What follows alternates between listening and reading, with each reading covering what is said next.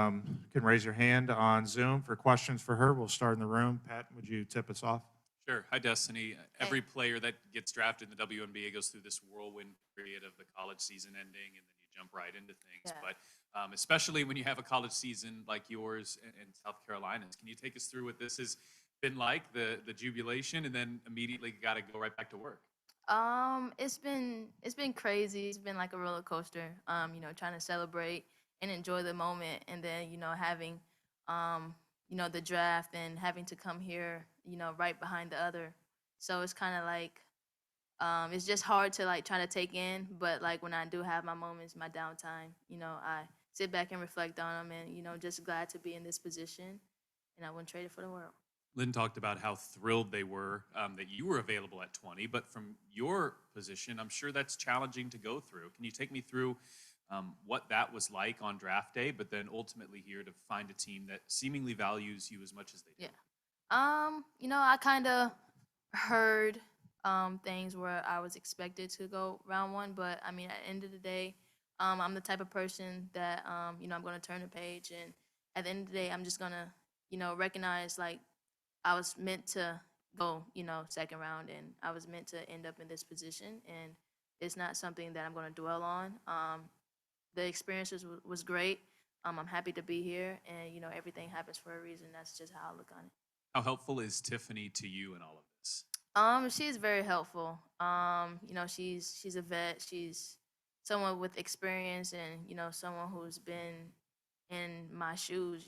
Coming from South Carolina, and a winning team organization. Is it gives me motivation to be here, and that to know that I can always count on her or ask her questions, or any concerns that I have. I know I can go to her, and she'll be a very good help. And she's a open ear, and she listens. She understands the game, and what comes with it. So I know I'll be able to go to her if I need anything. Thank you, Pat. We'll go to Matthew Van Tryon on Zoom. Destiny, what's it been like to play with Melissa here during training camp? And I know that you've probably heard a lot about her just throughout the draft process, but to be able to get on the court and play with her, what's that experience been like? Well, it's not necessarily my first time being on the court playing with her. Like USA trials and scenarios like that, I've gained some experience with playing with her, and knowing like what she likes to do and stuff like that. So it really isn't my first time, but to know that we're on the same team is the only difference. So I've been able to gain a little bit more experience, and I mean, she's a great player. She's very dominant, can run the floor, can score the ball, can shoot, can do pretty much anything. And to have that type of teammate, makes you feel good, makes you motivated, and makes you feel good about playing. So I just can't wait for us to get on the court and play together. What are some of the things that she does that maybe don't show up on the stat sheet, but that make her so effective? Um, I really don't know. I guess I would have to have more experience to know that, and to play with her on the same team to know that, because I really don't think about stats, honestly. Like, that's not something that I really, think about. But, I don't even know my own stats sometimes. But I feel like that's just, as I gain more experience, that's just something I'll start to know about. Thank you, Matthew. Christina Williams. Hey, it's Christina with Girls Talk Sports TV, MSG Networks. Tiffany talked about how you've been leaning on Lindsay Allen during this training camp. What are some things that you've been learning from her? I feel like just how to stay composed, be yourself, turn the page, to always give effort. I feel like that's been a great teaching point in our training camp, like to always just go 110%, and to keep the energy up, because everybody's tired, everybody's training hard, everybody's focused, everybody wants to win, wants to get better. So in those moments where you feel tired, just to turn the page, and to give effort, because that's not something that can be coached. As you prepare for this preseason game, Lynn and both Coach Stanley talked about the individual improvement. So you went from winning a national championship to training camp. What are some things that you're going to look to work on individually in this preseason game?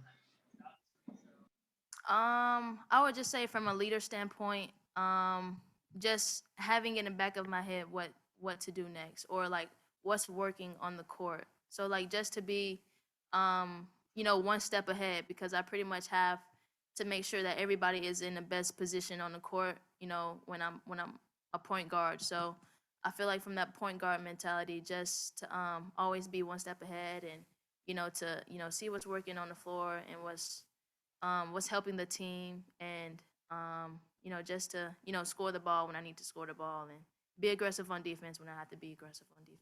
Thank you. Thank you, Christina. Alex Azzi. Hey, Destiny, thanks so much. A silly question for you, but going from Coach Staley to Stanley, I feel like I'd be messing that up. Was wondering if you ever struggle with making that switch. No. Not yet. Good.